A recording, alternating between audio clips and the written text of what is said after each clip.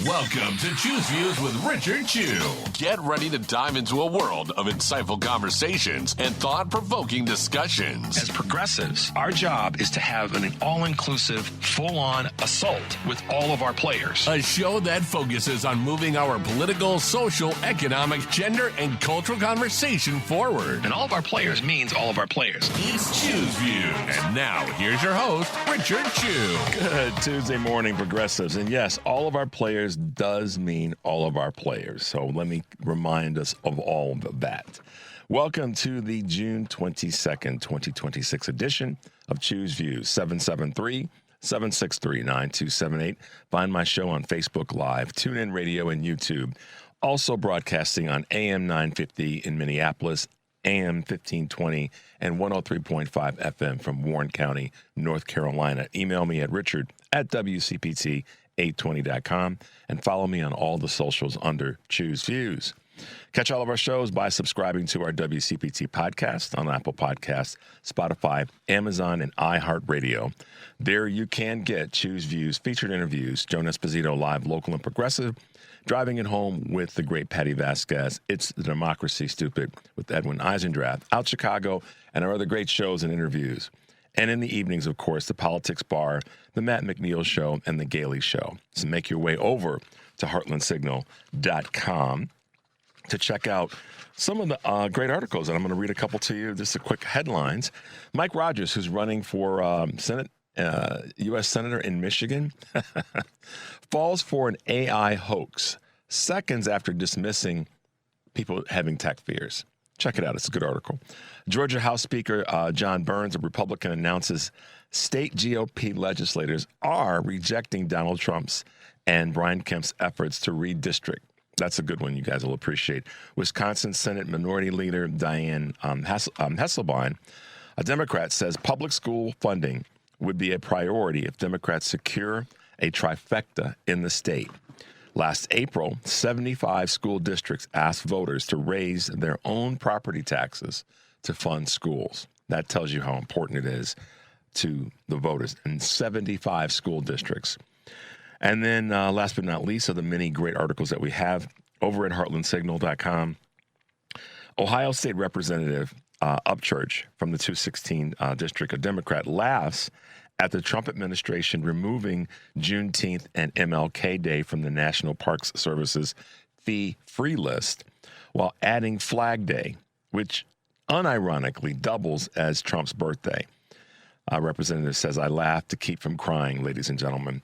But that is that's kind of the insanity that we are facing. We know that it's there, and we know that we've got to keep ourselves stouted up so that we can stay ahead of that curve, and that we can make the curve. Actually,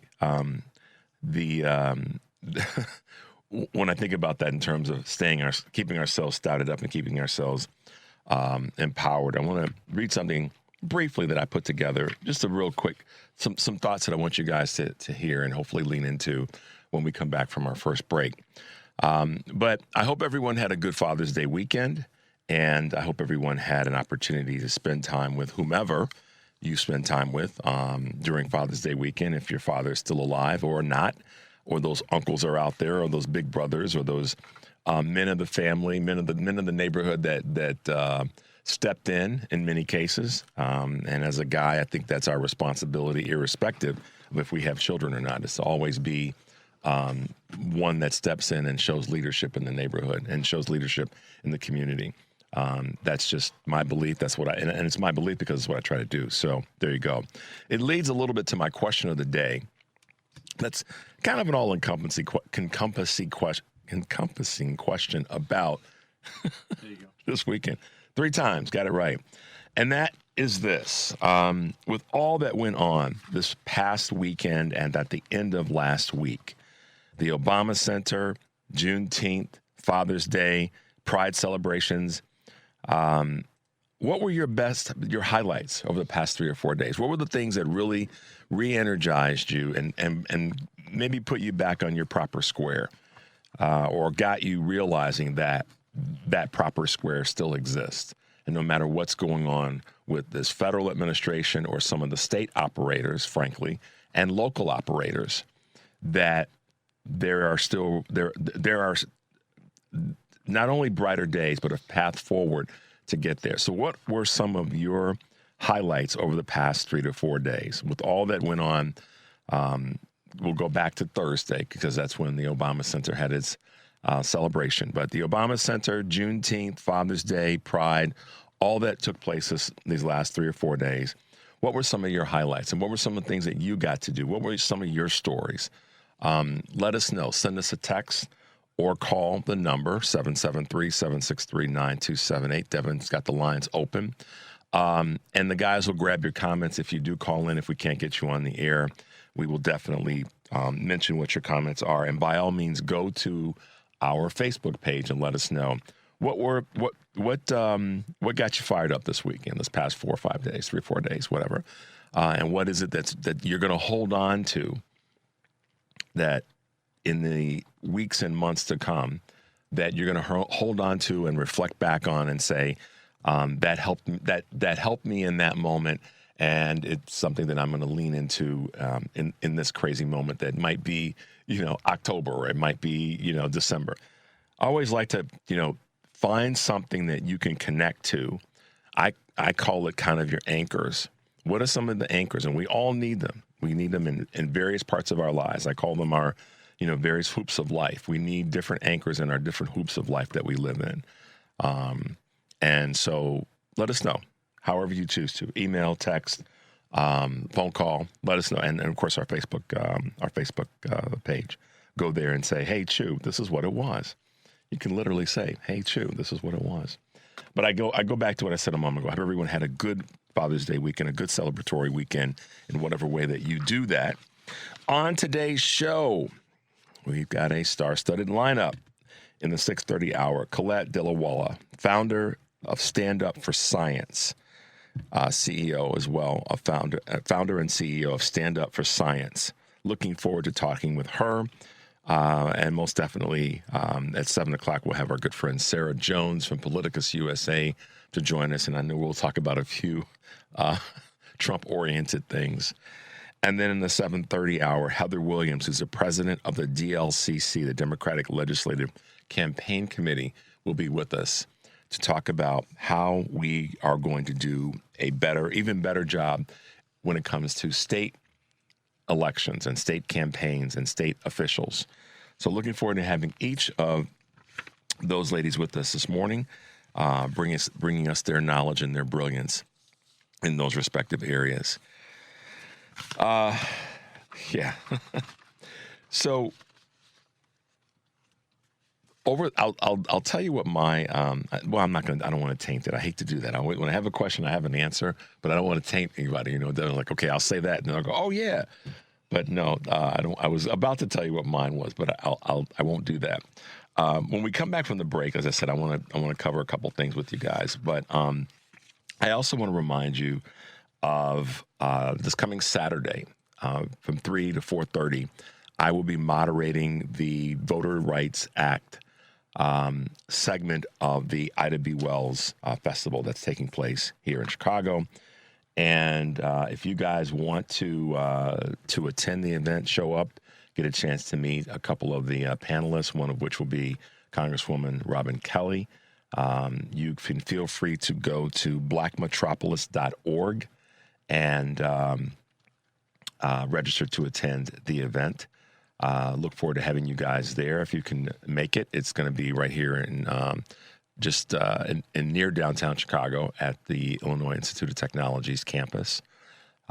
So that will be a lot of fun. And just to give you guys a little bit more information about it, again, you can go to blackmetropolis.org / Ida B. Wells Festival.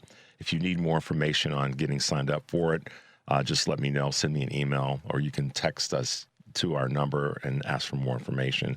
But you can go to the website. You can register there. It should be a pretty cool event. A lot of things going on. There's going to be a couple of walking tours, a couple of bus tours, a history of Bronzeville, which is a very significantly historic neighborhood here in Chicago.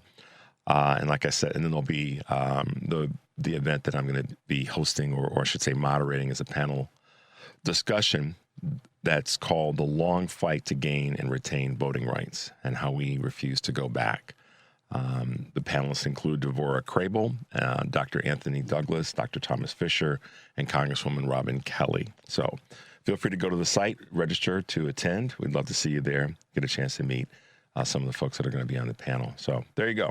And I'll mention this again each day this week, so you guys, if you missed it because you weren't listening and you're here tomorrow, then you're here tomorrow. So there you go. We're going to take a quick break, guys. The number is 773-763-9278. You're listening to Choose Views on WCPT, AM 820 in Chicago, on WARR 1520 AM and 103.5 FM from Warren County, North Carolina. And our good friends at AM 950, the progressive voice of Minnesota. I'm Richard Chu. We'll be right back.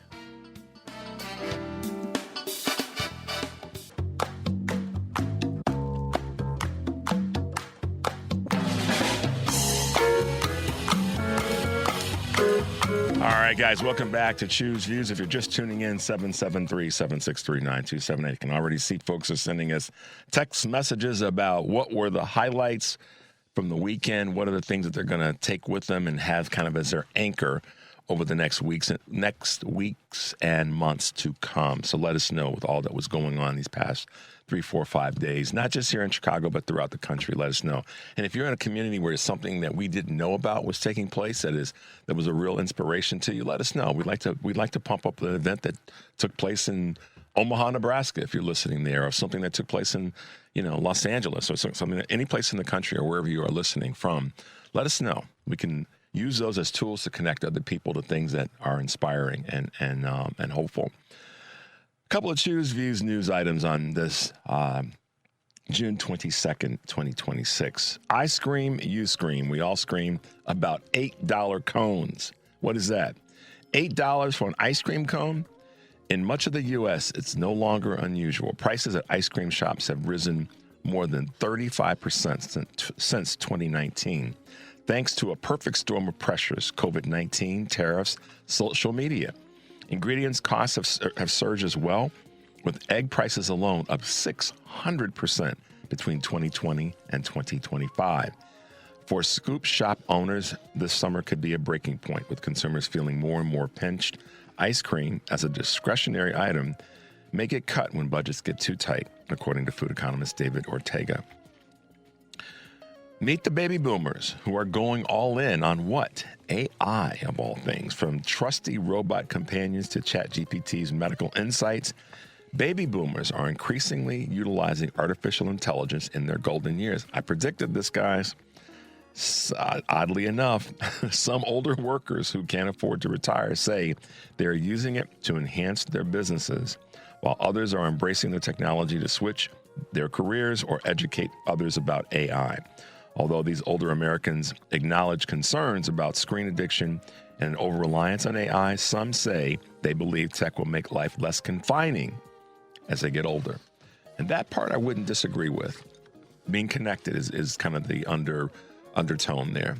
Colleges look to streamline credit transfer processes. The difficulty of transferring academic credits from one school to another has long stymied students looking to make the leap from a community college, for example, to a four-year university. According to the Washington Post, more institutions are simplifying the process, giving students an assist while also potentially boosting enrollment. An incentive at City University of New York, for instance, ensures that certain courses are equivalent across 18 different institutions in their system. So, not a bad move. Near record food supply may protect from the upcoming El Nino fallout. A decade ago, the last Super El Nino sparked floods, droughts, and record-breaking temperatures, damaging the world's food output. But with global inventories of soybeans, corn, and other critical foods near record levels, the world is better prepared this time around for the Super El Nino expected in the coming months. And last but not least, unfortunately, the Strait of Hormuz is closed again, according to Iranian military officials. The shipping traffic, according to Iran's military, said Saturday, following the Israeli strikes in Lebanon, have been halted or slowed, according to the reports. The U.S. Central Command said that more than 50 ships had transited the waterway on Saturday. However, the oil checkpoint, being a key element of this week's memorandum of understanding between the two countries, is faulting. So we'll see where that goes. But a couple of quick Choose Views and items on this June 22nd, 2026, guys. Okay, so lots of interesting conversations over the last few days, and they ranged from everything that I talked about in the question of the day, and I hope that people were able to, as I said earlier, say Happy Father's Day to whomever, to that uncle, to that big brother, et cetera, et cetera. But I had a conversation with a friend who is at a point in her life where she's got grandchildren and great-grandchildren. And I have some grandnieces and grand nephews at this point.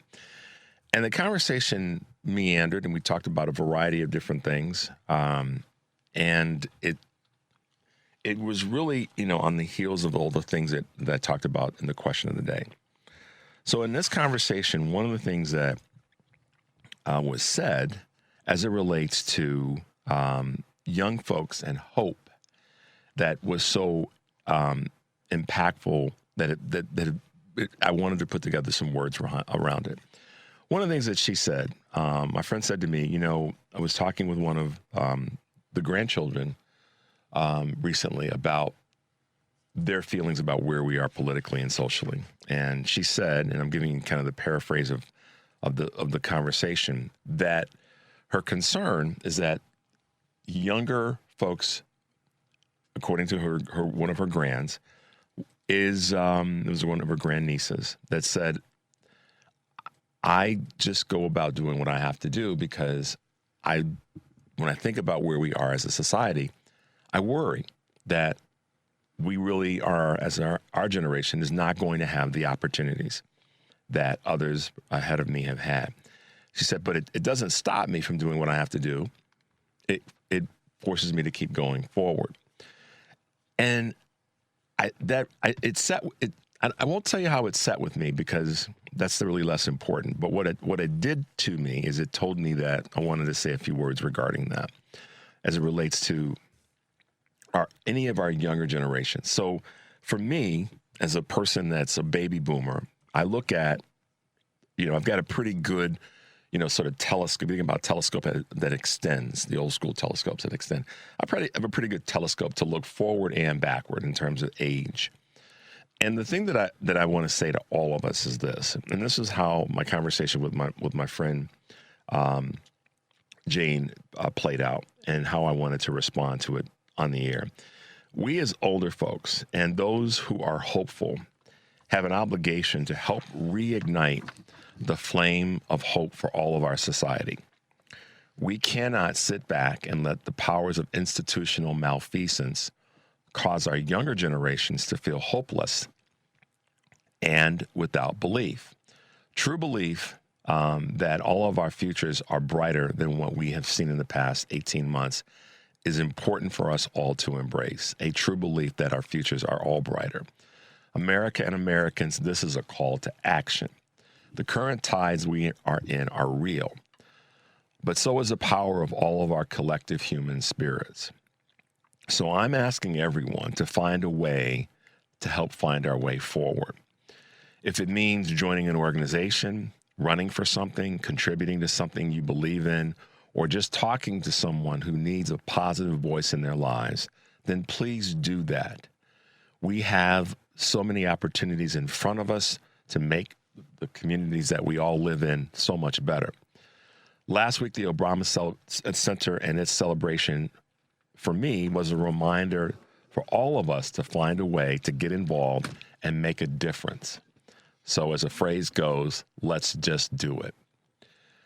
So I was struck by my friend Jane's thoughts around younger folks and where they are right now. And I just felt like for all of us, it's important that we find a way to reignite the fire. And it's our call to action that we use that power, that power of our collective human spirits to make absolutely certain that we are fighting these tides and that we're showing that our positive voices are the ones that are going to win out in the end. So that's my call to action, guys. That's my little bit of Richard saying, as much as we talk about all the things that are political, all the things that are social, and all the things that are going on in our lives that are happening to all of us in different ways and the guests that we have on, I wanted to remind you that I haven't lost sight of the fact that at the end of the day, we come together and we fight and we win. When we do that, when we come together, when we fight together, we win.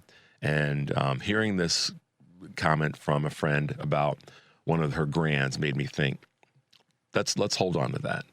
And again, it was also kind of the foundation of the question of what are some of your best highlights over the past 3 to 4 days and things that went on these past to the end of last week. So let us know. We'll get your texts. I see some of them. Maybe I can read a few of them when we come back or before we end the show today, but I'll try my best to squeeze those in.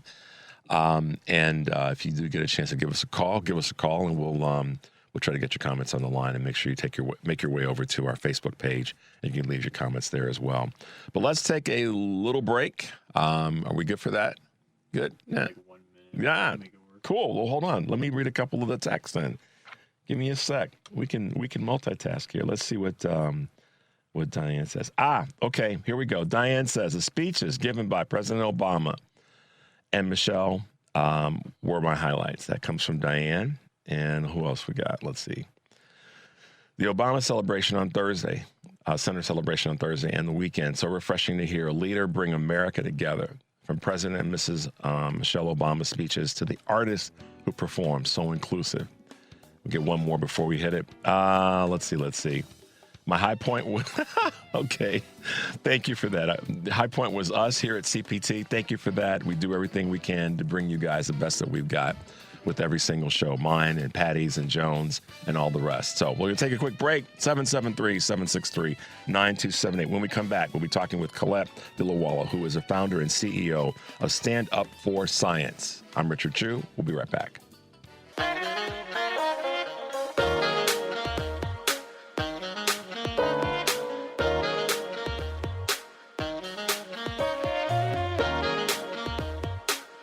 All right, guys, welcome back to the show. I'm Richard Chu. This is Chu's Views if you're just tuning in. Our next guest, or our first guest this morning, I should say, Dr. Colette Dilawala, is one of those voices that has really made it clear that science is not only is science important, but how we go about making sure that our science programs, our research, and all the rest are properly funded. She's a founder and CEO of Stand Up for Science. Good morning, Dr. Dilawala, and welcome to Chu's Views. Good morning, Richard. Thank you so much for having me on today. Really appreciate it. Great way to start my Monday. Well, I appreciate you saying that and coming off of the weekend that we all got a chance to see in different shapes, forms, and fashions. It's nice to have a voice like yours to keep the momentum going. Stand Up for Science. Let's start there and have our listeners get a little bit of information from you on the organization, what it does, what its goals and missions are, and then we'll talk a little bit about some specific things that are happening right now that we all have to pay attention to, but we may not know is going on behind the curtain. So tell us, Dr. Colette, about the organization. Yeah, absolutely. So I started Stand Up for Science in February of 2025. I was finishing up my PhD in clinical psychology, and I am an addiction scientist. I study alcohol addiction, somebody that, we all know someone who deals with this, right? Yep. And I study it in a general sample. And I was finishing up a grant that I had written to fund my dissertation work on addiction in a general sample. And several days before my grant was due to the National Institutes of Health, there was a list of banned words that was released. And on the list were women, Black, LGBTQ+, diversity, bias, community. And these were all words that I had in my grant. And again, I don't do DEI, quote unquote, related research. And if I did, that would be great. They also shouldn't have to ban these words for those folks, right? But this was addictions work in a general sample. And I was being told I couldn't use the word woman. And as somebody who had worked so hard to become a scientist, I put myself through school. I went to community college while working full time to be a woman in science, and then to not be able to say the word woman in a grant was just that it pushed me over the edge. And I was looking around and I was thinking, my God, I can't be the only person who's really angry about this. And I started looking for protests and I couldn't find any. And there was this moment of, be the change you want to see in the world. And so I posted on Blue Sky that we were going to do a Stand Up for Science protest in Washington, D.C. Mind you, I had been to exactly one protest prior in my whole entire life. So I don't come at this as a professional activist by any stretch of the imagination. And so we did that. And in less than a month, we mobilized thousands of people across over 130 events, peaceful protests across the world on March 7th, 2025. And after that, we were, sort of looking around, wondering what was next. And it became very clear to me that we were seeing in real time our institutions capitulate over and over and over again and not like register the moment. And what I realized about the scientific ecosystem in the United States was, number one, it needed a defender and a protector, but also there wasn't anybody stepping into that gap. And so we've made it our mission to step into that gap. Stand Up for Science, we're a C3 nonprofit. We're also a C4, and we have a super PAC as well. We are mobilizing the fight for science and democracy because we believe that science is a core pillar of modern democracy and ancient democracy too. Without a doubt, because science, if nothing else, Dr. Collette, if nothing else ties us to history, it's science. Because all of our, all is not the right word, so many of our advancements as a society are tied to the history of science. And that's evidenced by the things that, here's what's crazy about it. And I know you get this. If we look at the dude that has become a trillionaire, and we look at some of the most quote unquote influential tech bros, tech is science, y'all. And it's the T in STEM. It's science. But yet, Dr. T does not stand for trillionaire or Tesla. It stands for technology. No. But yet, Dr. Collette, they wanted to take away funding from scientific research. I mean, I knew this, and earlier this year, and we can go in the Wayback Machine to last year, but, the Trump administration launched this threat to, get rid of scientific research. But at the same time, all these boys who are running around trying to, quote unquote, be masters of the universe are using technology to do just the thing that they don't want us to do. So talk to us about the incongruency is the word I'm looking for of that. You know what I'm saying? Yeah, totally. So my favorite several examples of this. Google, the technology behind Google, was funded by a National Science Foundation grant of less than $1 million. Think about the return on that investment. Another one, GLP-1. So, everybody's taking Ozempic and Wegovy and all of these. That started with a random scientist who studied venom for a living. And he studied the Gila monster venom. And there was a researcher at the Veteran Affairs Hospital, so the VA, who was trying to figure out a way to address diabetes with his patients and within the veteran population, and found this researcher's work who, he studied bee venom and snake venom and lizard venom. This is just what he did. And this other researcher in the United States who worked at the VA found this research and applied it. And that is how we got GLP-1s. And so you never know what you're going to discover with the work. And unlike other areas, there may or may not be. Hey, Dr. Collette, here's one to make us laugh this morning. Sure. Viagra was an accidental discovery, too. during I scientific cannot research. imagine no, you know what? I don't want to know. I don't want to know who accidentally discovered that one. You know, the reflecting pool, that's science. What Yep. we're dealing with right now with the reflecting pool, that should be what is called a limnologist. That's an individual who studies water and algae and how to make sure that water doesn't have an algae bloom. So it's all around us. Yep. And the crazy thing about it is this whole thing behind the administration trying to eliminate in many cases the importance or the necessity, I should say, of scientific research. Again, I say science and history are they're first cousins. They're the two tracks of a train because they run together. History has allowed us to using history in the scientific world has allowed us to understand how we improve so many parts of our society. And you and I could talk about that singular thing for hours and hours. But I want to come back to something that you mentioned at the very beginning about banned words.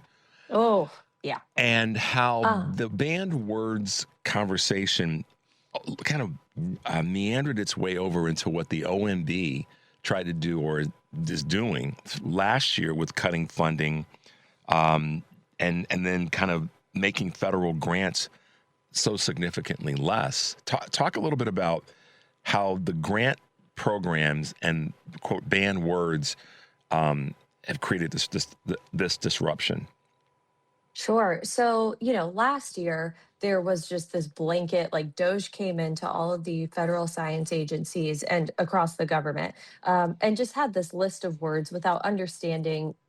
I mean, I don't think that they understood the full implications of what it meant to ban words that have more than one meaning, which is we could unpack that all day long, right? That words do in fact have more than one meaning to them.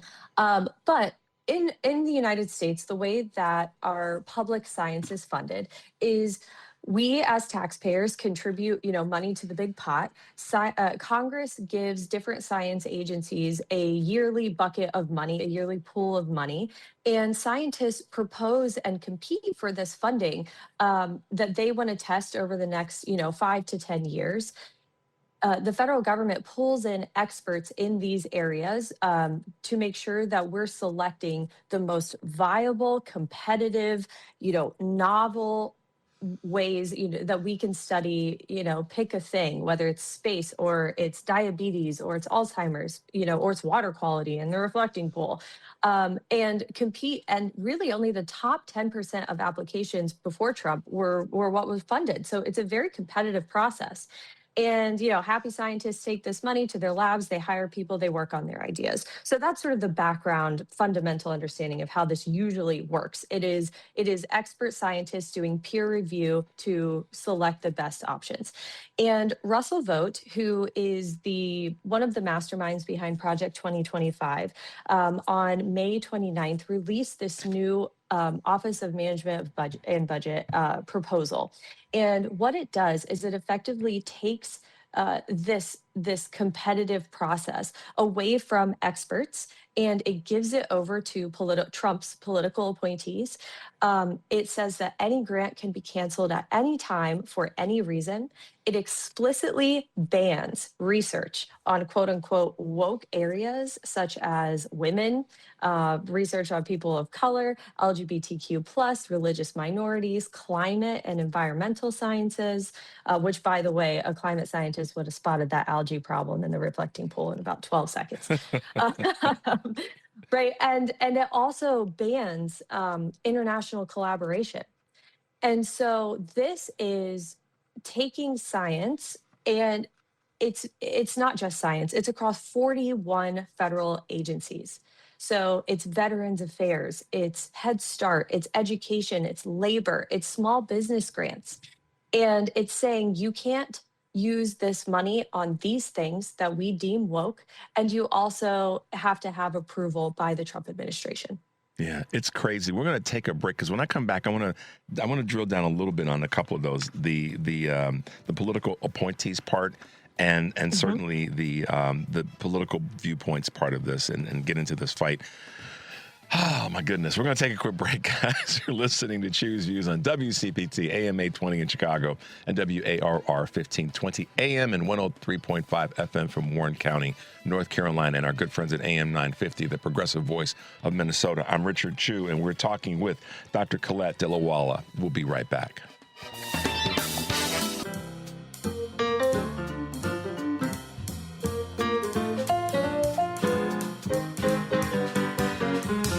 Hey guys, welcome back to the show. This is Choose Views, and I'm Richard Chu, and we're talking with Dr. Colette Dilawala from the Stand Up for Science organization. She's a CEO and founder.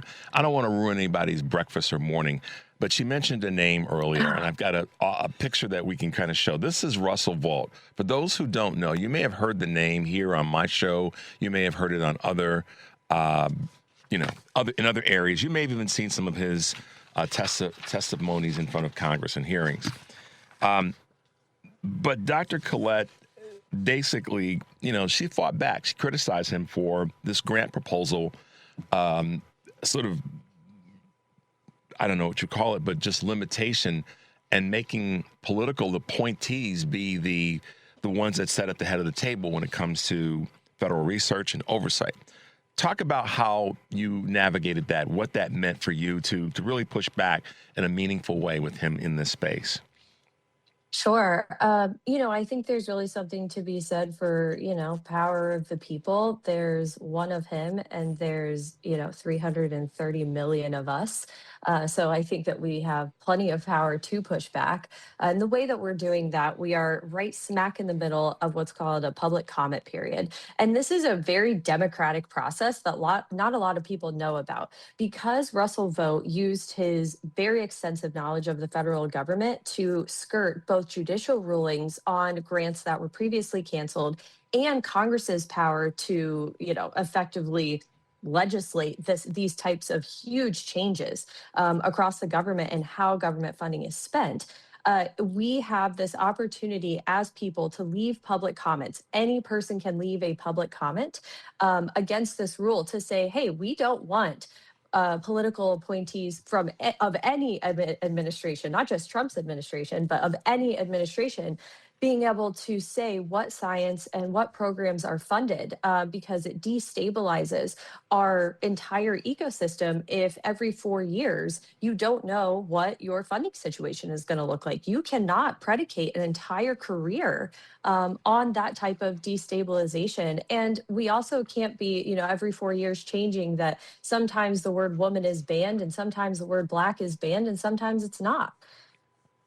So yeah, we're mobilizing. We are mobilizing. Well, part of my first opening part of the show, I talked about the importance of us reminding each other the connections that we have to each other and making sure that we're reaching out. And I say this often, but I wanted to say it in the space of how what you just said is so important when it comes to legislation, when it comes to these executive orders, when it comes to changing the way our agencies, because here's the financial impact of this, or part of the financial impact.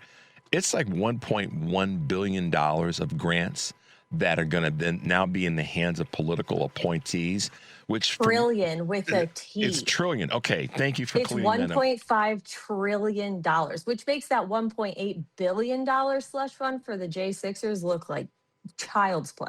Because that money's not going to be going toward the improvement of so many different groups and so many different people across the country. It is susceptible, right. Correct me if I'm wrong or help further this along, it's susceptible to not just mismanagement, but cherry picking to go to special projects of these political appointees. And that's where a huge amount of corruption can come in and completely be the opposite of what DOGE was supposed to be or said it was trying to be in the first place. Am I right or wrong here? You are so spot on. By our analysis, we looked at over 10,000 active clinical trials in the United States that are presently federally funded. 49% of those would be illegal on day one of this rule coming into effect. So imagine, 1,026 cancer clinical trials just stopping.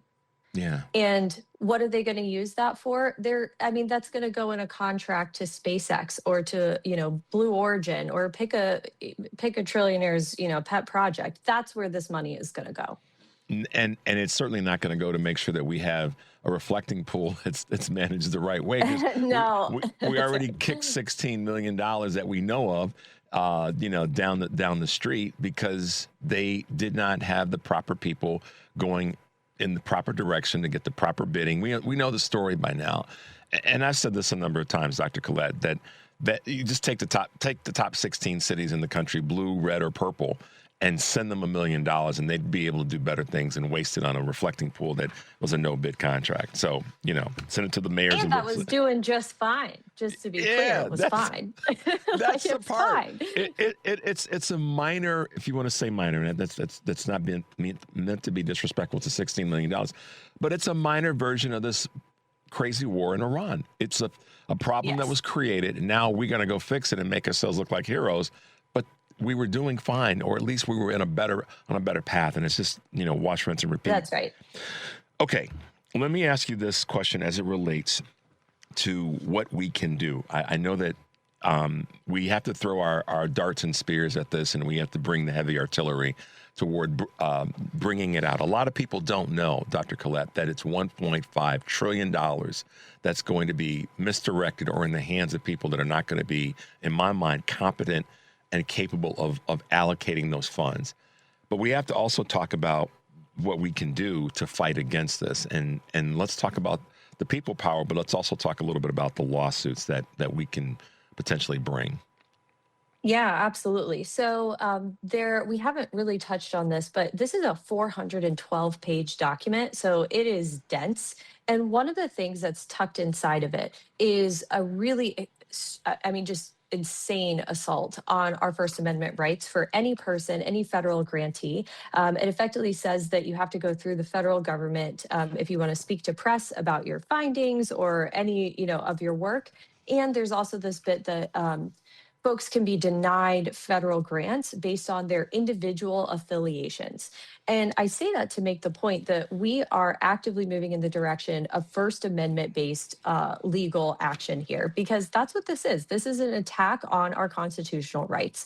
And then, of course, there's several layers of like the types of legal work that can be had here. So there are several things that we need folks to do. Number one, leave a public comment. If you are a recipient of federal grants, you should say that you are reliant, and use that word, reliant, on these federal grant dollars for XYZ things, whether it's your wheelchair or it's your business or it's your scientific lab. Say that, because if your funding gets cut, you have just made a litigation hook. And that's really, really important. So that's the first piece. The second thing is that we have to be yelling at Congress about this. We have to. Republicans and Democrats alike. Every single person in Congress needs to know about this. And, our government relations team is on the Hill all day, every day, yelling at folks. But you as constituents really, really can move the needle here.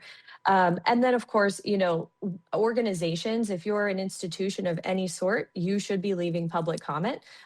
Institutional, organizational comments have a little bit heavier of a weight here. And so if that's you, if you're a small business, if you, are a president of a university, you guys should be leaving public comment. Wow.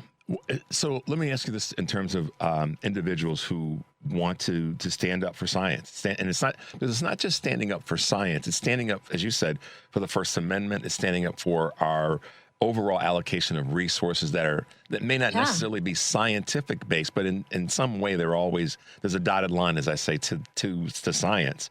But for individuals, should they be contacting the congressperson for their district, any congressperson in their state, their U.S. senator, their state legislators, their governor? All of the above. Oh. So we have, so everybody. I mean, you should be calling these people on your way into work. We have a wonderful website. It's fight2win.standupforscience.net. And we have a one-stop shop. So you can learn all about the rule, learn how to speak about the rule, learn how to write public comment. You can email your elected officials. You can call your elected officials. It's all housed in one place to make it as easy as possible for people. I know that, everyone's busy. We all have our lives. Our kids are running around to soccer practice and we got our jobs. But we're trying to make it as easy as possible for folks to yell. say the name of the site again so folks can catch that. Yes. It is fight2, the number 2, win.standupforscience.net. And how can folks find you? How can folks reach out to you if they want to have more of an opportunity or more of a, understanding of the work that you're doing? Get involved. Yeah, absolutely. So you can email info@standupforscience.net. But also, if you take any of our actions, you will be signed up to receive. I promise you, we will not spam your inbox, but you'll automatically be signed up to receive, little bits of information when we have calls to action. Fantastic. Dr. Collette, we really appreciate you taking some time to hang out with us. And I know that it's a major task, and it's something that, again, like I said a moment ago, a lot of people may not have been aware of the $1.5 trillion in grants and money. But we appreciate your work. Love to have you back on the show again, because this is not a one-off thing that we're fighting. This is an ongoing one, and we're probably going to be fighting it certainly through the midterms and into the second half of this Trump administration. So hopefully you'll be able to find some time to be back with us on the show. Does that sound okay? I think it does. Thank you so much for having me on, Richard. Really a pleasure. Absolutely. Have a great rest of the day, and we will talk to you soon. Thanks, Doc. Thank you. All right. Bye-bye now. Bye now.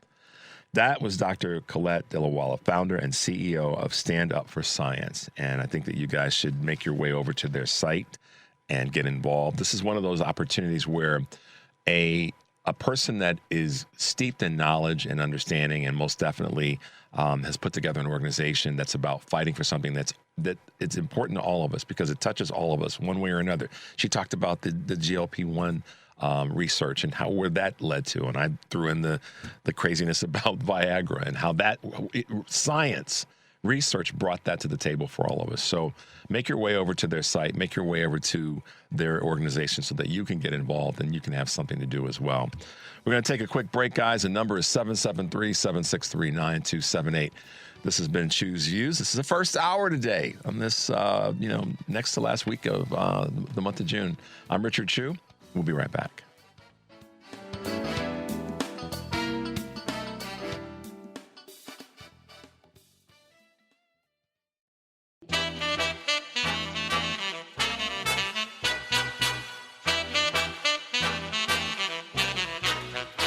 Hey guys, to the heart of the city. Richard Chu breaks it all down. You're back on Choose Views. Hey guys, welcome back to the show. Great to have Dr. Collette Dillawala with us this morning to talk about mismanagement of monies that should be going to people and the $1.5 trillion redirection of grant money. What's going to happen? We just know that's where it's going to be, and the new rules that they're putting in. So, like she said, we have to use people power to fight back on this. Another person that is not afraid to state her opinion and do a great job of writing about it is our good friend from the Daily with Sarah Jones, and that would be none other than Sarah Jones. Good morning, Sarah. Welcome back to the show. Good morning, Richard. It's so good to be here. Thank you. Good to hear your voice. I don't know if you had a chance to catch any of what Dr. Collette was talking about with regard to the OMB and Russell Vought. I know you're very steeped in what he's doing with the Office of OMB, but I didn't catch that, but I have been on this trail from the first administration, and then the disaster that turned into Project 2025. Yep. And how that continues on, and how, I also feel, the mainstream press really kind of gaslit the public about Project 2025. And we are seeing so much of what was in that document being pushed in various different ways, some of which are unconstitutional, to become real. Yeah. And that's why, the Project 2025 part of this is the Genesis, the Heritage Foundation. They're all part of what is happening now with the Office of the OMB, I should say, because they have said all along that we need to continue to tear down this federal government. We need to strip it down to the studs. And the more we do that, more people are going to be hurting and in pain, and without the support systems that are benefiting all of our country, The more we do that, the more people complain, the more we create this division in the country. And what do we do with it? We provide it for the people who are our selected political appointees and all the rest. And so that's a very layperson's way of putting it, but that's ultimately what's happening. And that's, this was the concern. This was the big threat that we knew was coming, and now it's here. So I'm just curious what your thoughts are. I know you've written about it in some capacities as it relates to Project 2025. Yeah. I see this as, Trump is a wannabe strongman. He wants to be an authoritarian. This is yet another way of consolidating power, grabbing power that is not his constitutionally, undermining the different branches of government, undermining the process of democracy. And I think that the deliberate division that he represents, that he has stoked, that already existed in this country, but was exploited by foreign actors and foreign power that are against the United States. And he's a product of that. We know that he is, what is the right word that I can use? We know that he is, I wouldn't say controlled by these foreign forces, but he is influenced by them. And they are not always, and they're not putting, it's so funny that he ran on America First, because they don't put America first, certainly.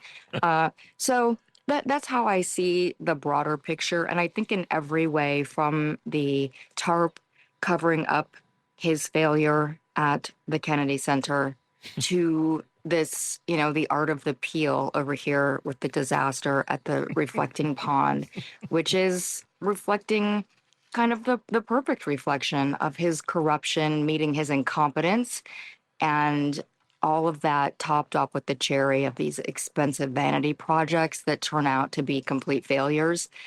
Like the scientists said, oh, this kind of algae is common when you have a shallow sun-exposed body of water. And it might have even been accelerated by the renovation, disturbing this nutrient balance in the water.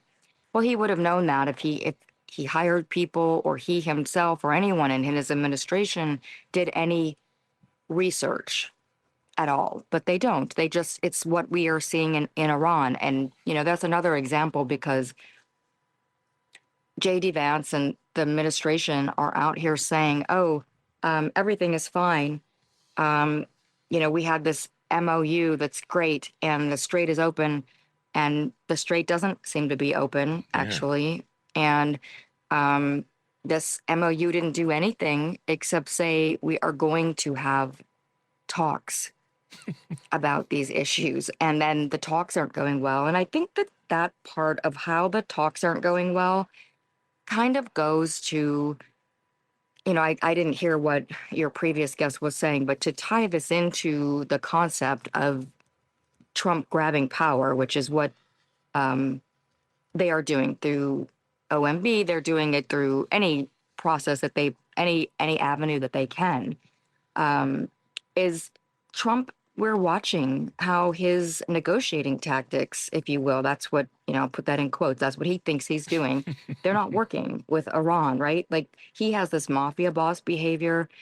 And they have called it unacceptable, and they just will not bow to his threats. They will not even show up if he behaves this way. So it's kind of revealing something that I think most of us with brain cells that are operating currently and connected to other working pathways in our brains already knew, which is that being a mafia boss isn't the same thing as being a negotiator, a diplomat, working with other countries. Trump goes into every, quote, deal, unquote, with how can he thug his way into destroying the other party. That doesn't work here. It doesn't work when you're dealing with other countries. He has tried to do that with his tariffs, but again, that is not working the way he intended it to. And now he's out here threatening to kill people and threatening to steal oil from them, like he has in Venezuela. He is threatening war crimes. Yeah. While he is supposedly in the process of negotiating while we do not have the upper hand, and he doesn't seem to be aware of that. So what I see is this very public flailing and temper tantrums from him as his weakness is exposed to the world. You know, all through his own failure. Like, he did all of this. If he had not started this war, the world wouldn't know what a failure he was.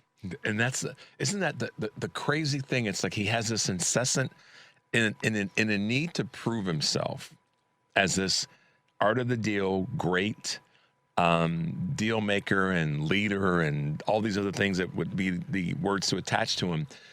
That every time, and I do mean every time, he goes down this path of trying to prove that he's this thing that maybe his daddy never really, acknowledged in a way that created this monster that we have today.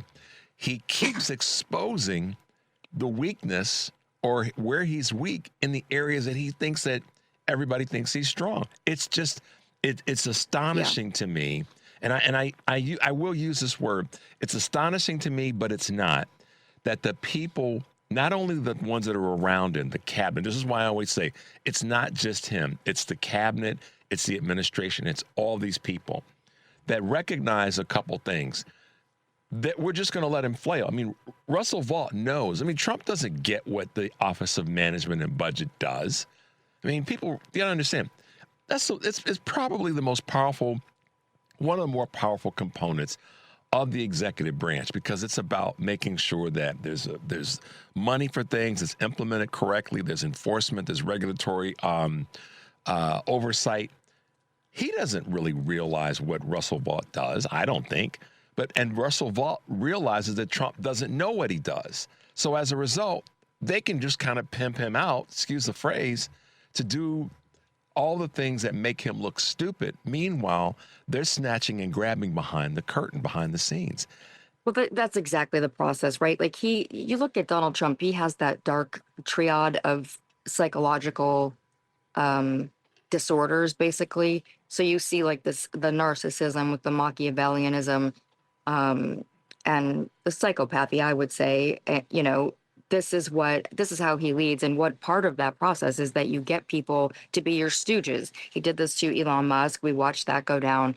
He does it to everyone around him, where they're, and again, this is just how the mafia operates. That's how he runs everything. So he has enough distance from what's happening that he can't be held accountable for it. But they know that they have to please the boss by doing X, Y, and Z. But also, many of them, they are all coming with their own agenda. Right. And the deal that he's making with them, right, is like, well, I'll let you do whatever you want to do. Elon, you can take everybody's data. And but here's what I want in exchange for it. Russell, you can wreck the grant systems in the country. Here's what I want in exchange. And that's why I've asked this question since the beginning. And we got to take a quick break, sir. But I've asked this question from the beginning. Where's the money going to go that's being saved by Doge? And then let's lay that over a whole bunch of other areas. But let's take a quick break, sir. I know you got a comment about that.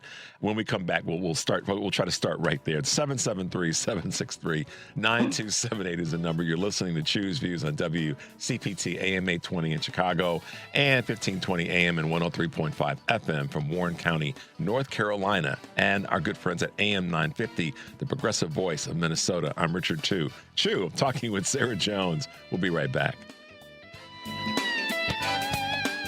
Hey, Sarah. Welcome back. Hey, everybody. Welcome back.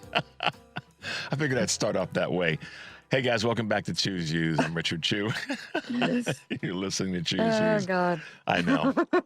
we need, you know what? I just keep thinking, like, is there any kind of certain coffee mixture, or like, I'm willing to take a drug? Like, what can I do to escape, to cope with what's happening? Yeah. There should be like a new coffee or something that you can have every morning. This is how you get through the Trump and this whole Doge thing. Like, when you brought that up, I mean, my brain is exploding, because it's just, here we go. This is open up the door to all these lies. I mean, Doge claimed to save all this money, but then when people went in to examine and do analyses on what they were claiming, they found things. I mean, first of all, they way overstated what they saved, and they found things like here they claim that this contract that they canceled was worth $8 billion. That's part of their tabulation, but it was really only 8 million. Right. And then you look at the tax cuts, right, that put us more in deficit, and Doge barely saved any money. I think, I mean, nobody knows, of course, because all these lies end, but one analysis done from the Ford School, I believe it was, they said Doge managed to save every American at most 1 or 2 cups of coffee. Speaking of coffee, yeah, I mean, and exactly. That's the thing, sir. And I say this not with any disrespect to the process, but you know, where'd the money go? Where's if that so-called amount of money was saved, whatever the number is that they said it was, so where'd it go? Same thing with what's going on with OMB, $1.5 trillion. Where's it going? Well, it's not going to the people that need it so that we can strengthen our country. How in the hell does saving it when there are programs that have been decided on and money to be allocated or granted, how does that help the country further itself along? And then you juxtapose that against $300 billion, however it's going to be funded, no matter how it's to be funded, at the end of the day, Iran has now got resources to do the thing that this government and Israel tried to say we want to prevent them from doing, no matter where it's coming from. If it's coming from partly U.S. taxpayer dollars or some conglomeration of money assembled to get the straits open or keep the straits open or keep this fight from going on, it doesn't really matter. It matters, but it doesn't matter in the context of that's not what we said we were going to go in and do.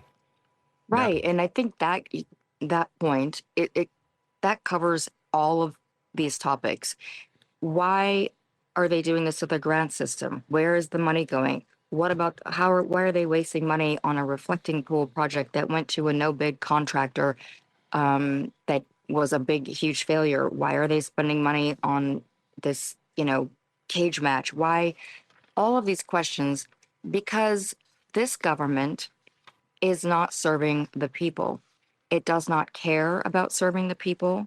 It is not trying to serve the people. This is all about us creating a form of oligarchy here in the United States, where he helps his friends and his family steal money and get money through any kind of form of grift that they find.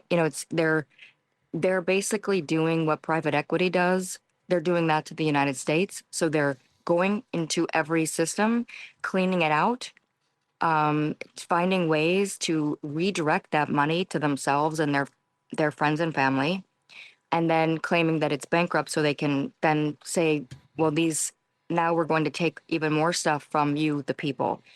Yep. This is not an exaggeration. I mean, the way that I've just stated that certainly is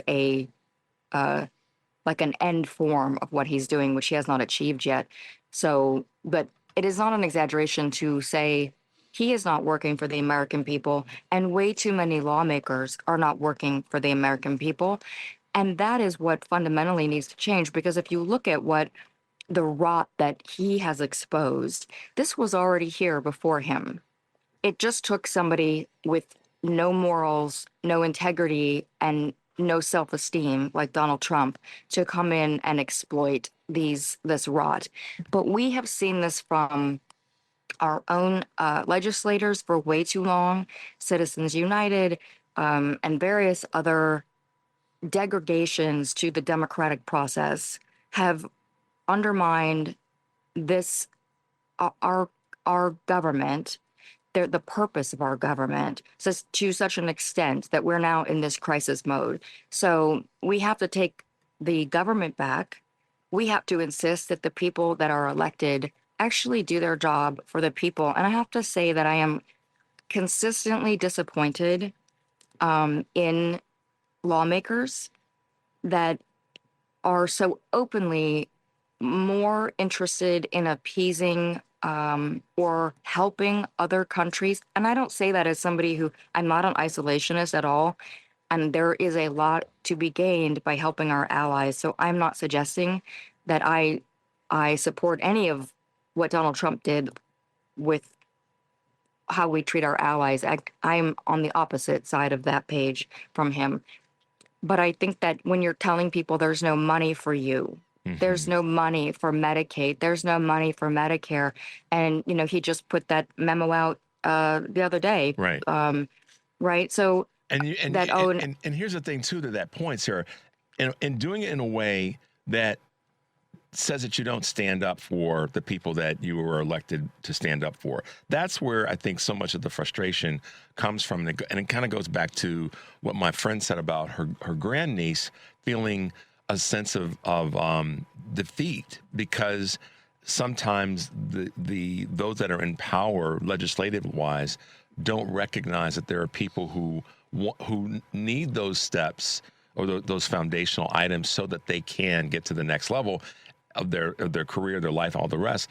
And the best example of it working, we go back to what Dr. Collette said, and that is, Google was a pretty good investment, but that was a step that was put there for Google to be able, in the form of a grant and other support financially, to be able to get to the next level.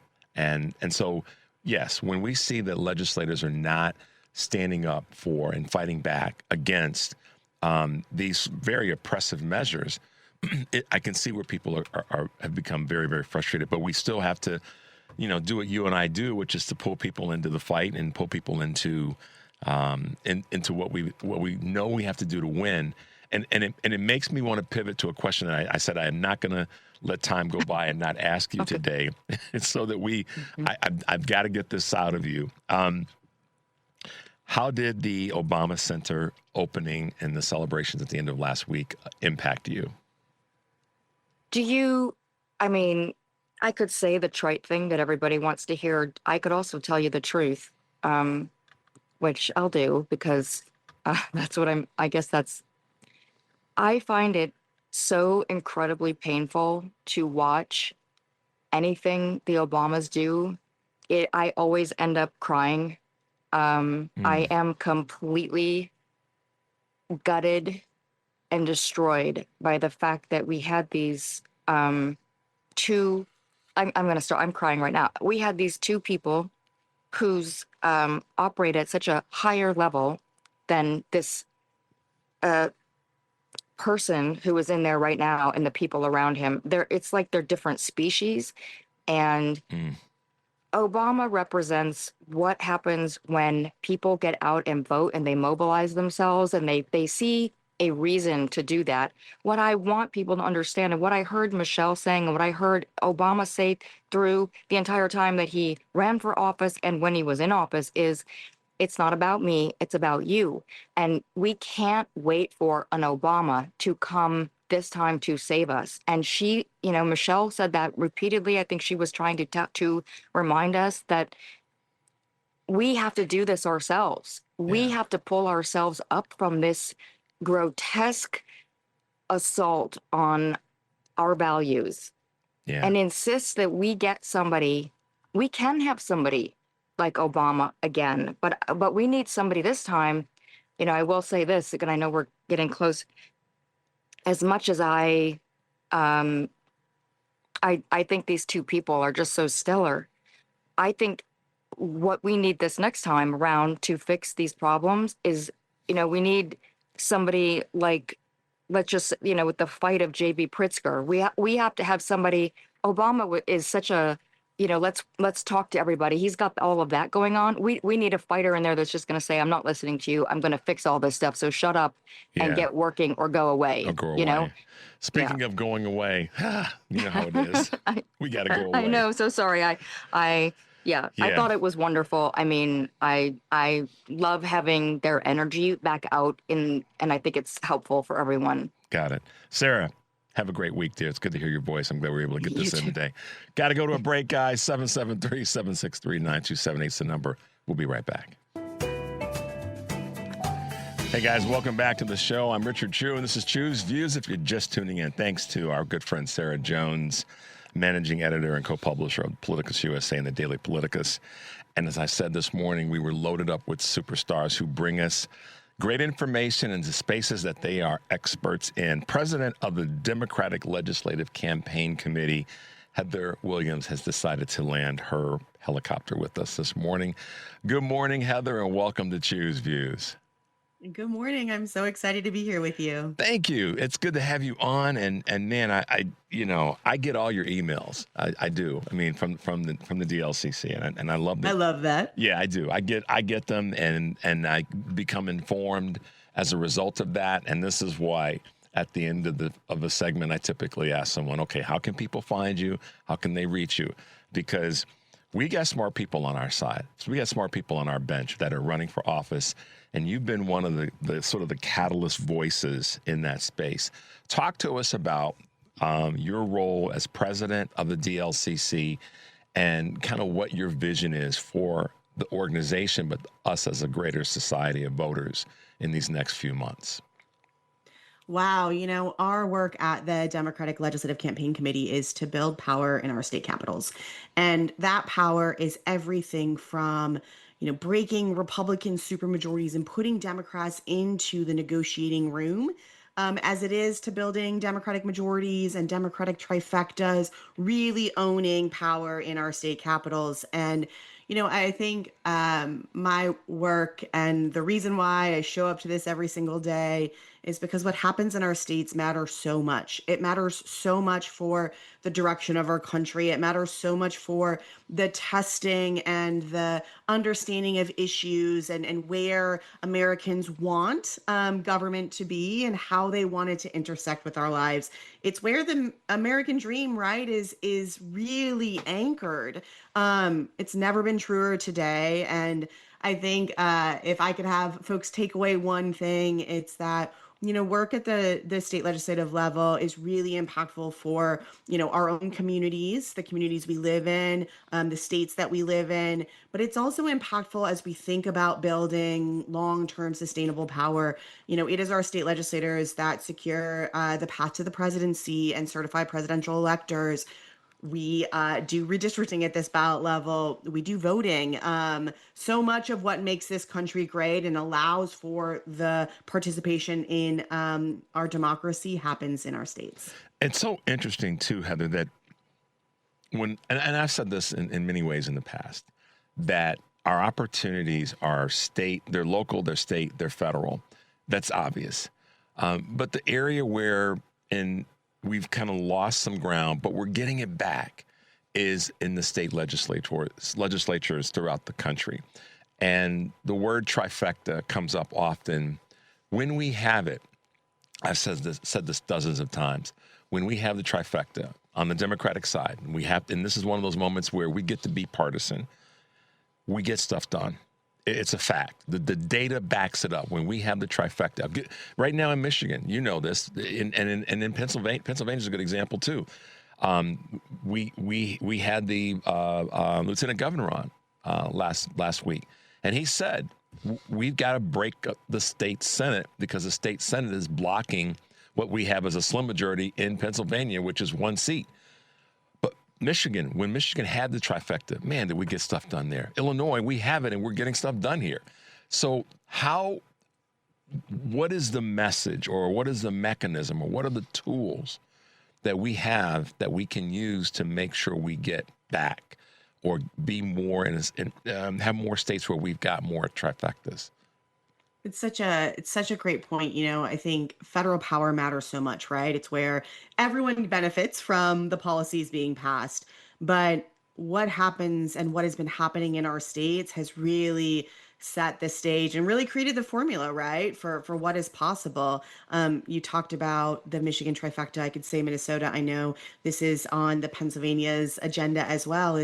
We're talking about putting money back in people's pockets. We're talking about feeding our kids in schools. We're talking about ensuring that folks have access to good health care. These are the agenda items that we're looking at and making progress on, resilient, safe communities.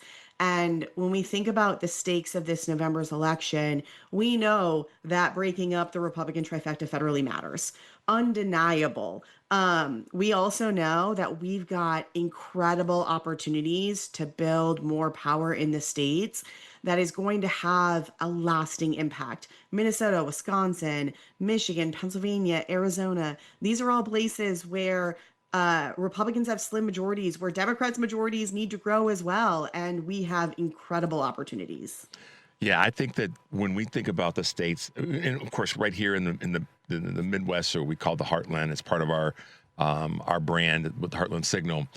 We know that the successes, many of them that we've had, are born out of the fact that we've had the trifecta. Or if we don't, we have the governor's office and lieutenant governors, the AG, and the Secretary of State.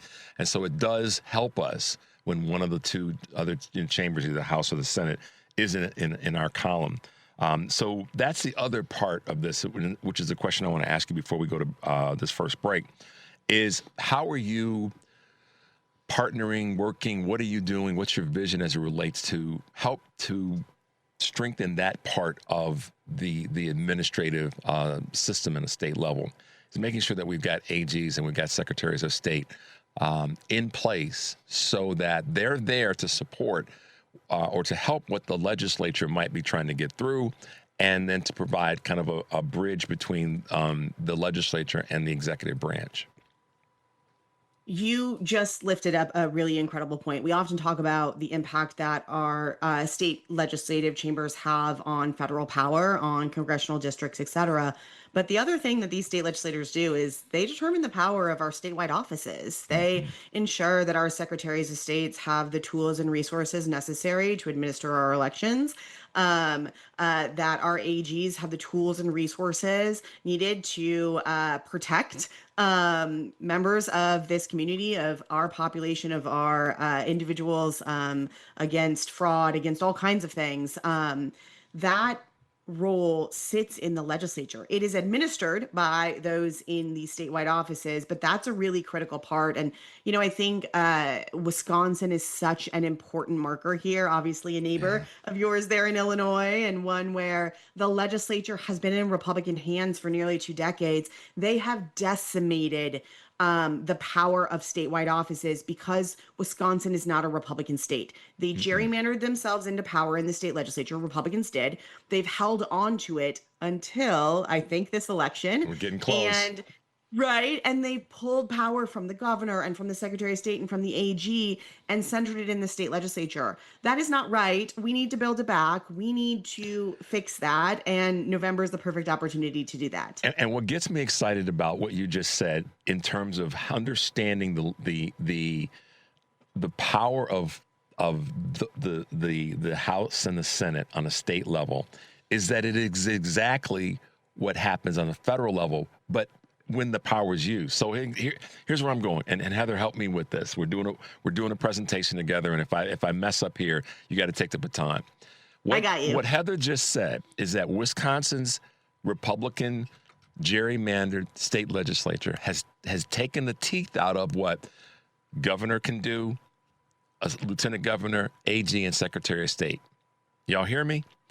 What that also means on a federal level, when we get upset about how things are not getting done, it's because of Republicans in Congress, not Congress, but the Republicans in Congress have the constitutional power to put checks and balances in place on Donald Trump. They're not doing their job. Baton, help me out, Heather. You just said it, right? What we see happening federally is in some ways the opposite of what happened in Wisconsin, right? Congress federally is relinquishing their power. Republicans in the majority are relinquishing their power to the president. They are standing back as the president does whatever he wants to do, and they are not doing their jobs. In Wisconsin, using that as the example, Republicans in the state legislature, so Republicans in power, pulled power away from our statewide offices, centered it with themselves so that when Democrats won statewide office, which we do frequently, we would have less power. So it is all a power preservation game. Republicans are not here to meet Americans on the issues that need to be addressed. They are not here to make a better America for everyone. They are not here to think about how to navigate this economic situation that we find ourselves in, or even think about the innovation that we are building in this country and how to make sure that it works for everyone. They are here to ensure that they are in power now and for the future, not to get things done, but to preserve their Republican Party.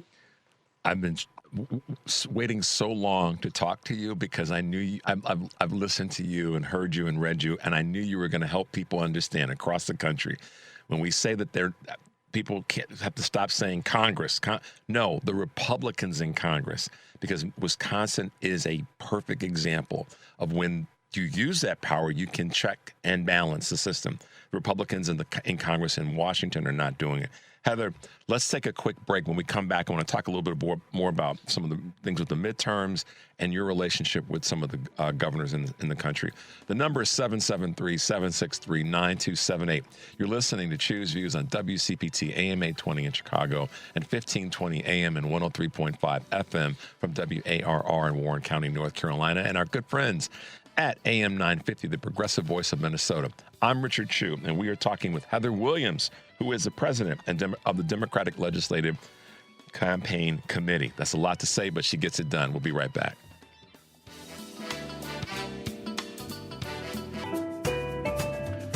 All right, guys, welcome back to the show. If you're just tuning in, this is Choose Views, and I'm Richard Chu.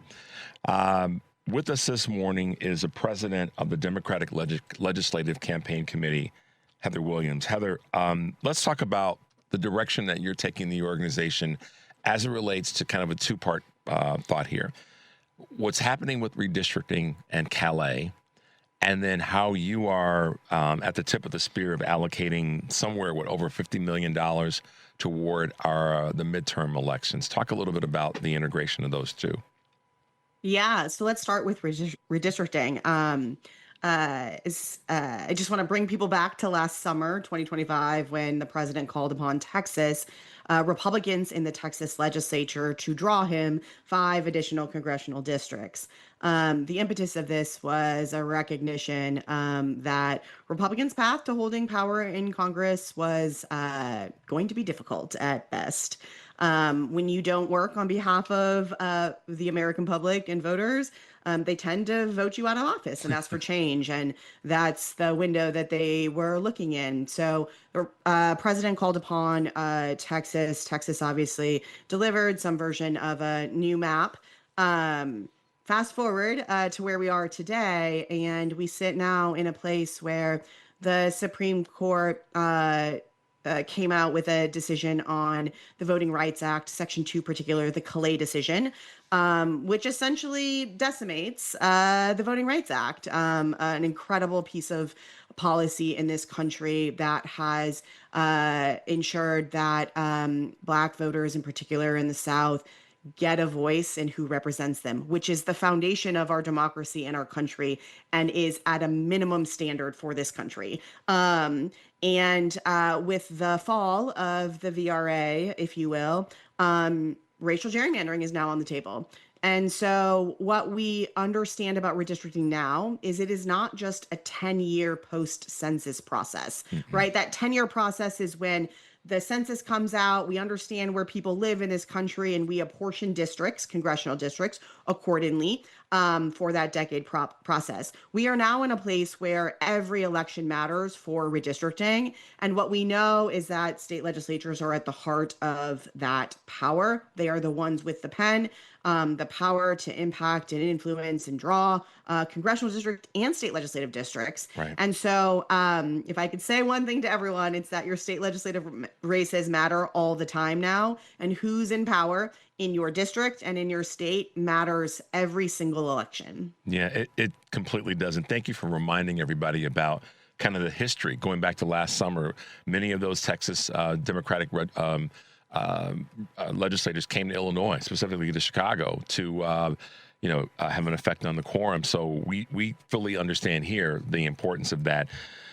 You have really said that we know that money's in politics, and in many cases we hate that it is to the way in which it is. And I've said that I try to be more specific, Heather, and say the dark money is really the money that's hurting us the most, the worst. But we can't get away from the fact that there's a tremendous amount of money that's in politics right now, frankly, both sides of the aisle and in the middle.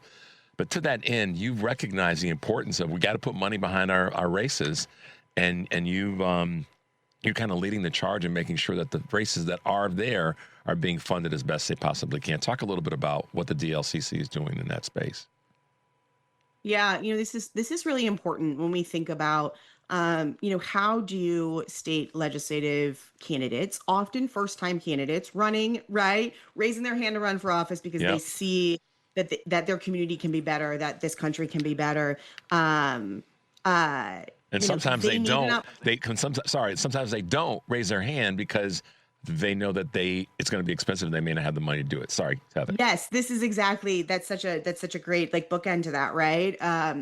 What we know is that our battlegrounds for power in state legislatures are also in national battlegrounds. Mm-hmm. And these first-time candidates need an opportunity to be able to tell their campaign story, right? Ask people to vote for them, tell them how they feel about issues, get their message out. And that takes money. And it takes explicit investment in the state legislative ballot level. Gone are the days that we can just invest as Democrats on the top of the ticket, and that will just trickle down and carry everyone. Mm-hmm. We all work together as the law allows us to. We are working towards the same goals, right? We are working towards a similar vision. And we know that these races also need to be funded on their own. And it's particularly important when you're competing in a really crowded environment. So, we really see the anchor of opportunity for investment for your dollar to go a long ways, for your time, right? To go a long ways in these state legislative races. In fact, we believe this so much that if you head to our website, dlcc.org, you can find your state and the state legislative races that matter most for time and resources. So if you're looking to get involved, if you're looking to ensure that, the resources that you have to participate are used both to the best of their ability, but also really effectively towards this shared goal, that's a great place to follow along.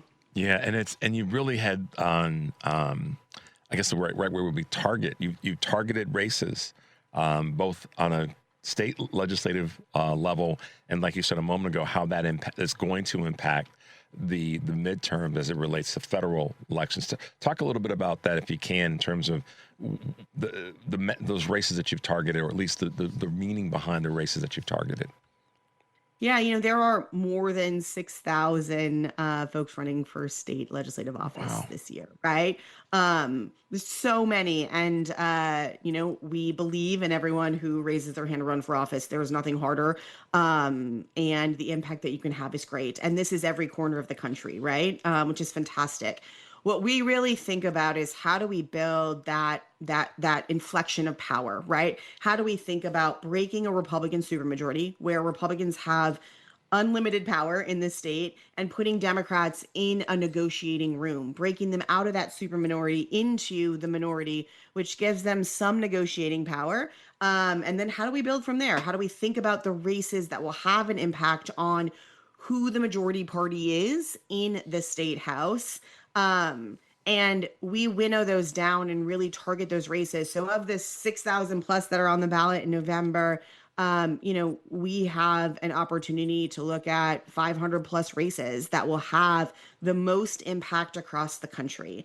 And that is how we think about targeting. That's how we think about effectively engaging and building that power now for this election, and how we think about it as we move towards the future. Because it's about building a bench. I mean, I say this, I've been saying this since the start of my show, that we have a great bench.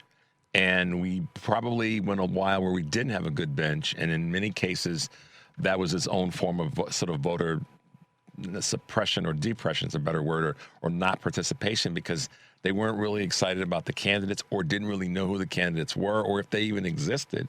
And so this is where the DLCC is so integral, in my observation, because it lets people know on a state level, on a more local level, we got team players, we've got a good bench. How have you been furthering that conversation, Heather? It's such a great point, right? We think about these state legislators and what they do when they're in power in their states and what they become as they look to run for additional offices. We've got lots of folks who have served in the state legislature, including our leadership federally. You know, President Obama was a state legislator. He's always our favorite one to remind folks of. But, you know, there's also folks who are just doing, you know, really meaningful things in their states as they move up the ranks in leadership in their state capitals. But the other thing that I want to just kind of grab on here is not only are we thinking about bench building in terms of the people and this being a place where, you know, folks are often running for office for the first time and they're learning how to be good constituent services. They're looking to build those muscles. I also want to say, like, this is where we're building in red states as we think about the future. So the infrastructure, if we think about building the bench in a slightly different way, you know, we're competing in, you know, South Carolina and Missouri to try to build back power for Democrats, because we know that every incremental piece of power we get matters. Every person we add into the Democratic caucus means that Democrats who haven't seen, or voters who haven't seen, right, like a Democrat run for office in a while, now gets that choice and gets that representation. So I think that bench building is both long-term as we think about re-engaging voters all across the country, but it's also important as we think about individuals who are running for office and building that muscle as they think about long-term future in politics. Without a doubt. We got to come to the end of the show, and I don't want to run out of time, but so when we have you back, I want to talk about your connection and we're working with the Democratic Governors Association and how integral that is to what we've been talking about these last few minutes. So kind of put that on your list of things to do, and we'll make sure to get you back on sooner than later, because I want to really dig into that, because that's another big part of this. Lastly, Heather, how can folks find you as we wrap up today? Yeah, folks can head to dlcc.org to learn more about all these great candidates. Just want to say these are grassroots campaigns, right? These are powered by people in the community. They are powered by the time and resources that we all have to put back into our communities. So you can head to dlcc.org. You can find your state, the races that matter most. The value of your time and attention at this ballot level in local races is going to be a multiplier as we think about the effects of this November's election. So thank you. I so much enjoy this. My pleasure, Heather. Thanks for being with us this morning. We will do this again and again. We really appreciate your hard work. Stay tuned. We'll stay tuned to you, and we'll talk to you soon, okay? Thank you so much. Have a great day. You too. Bye-bye.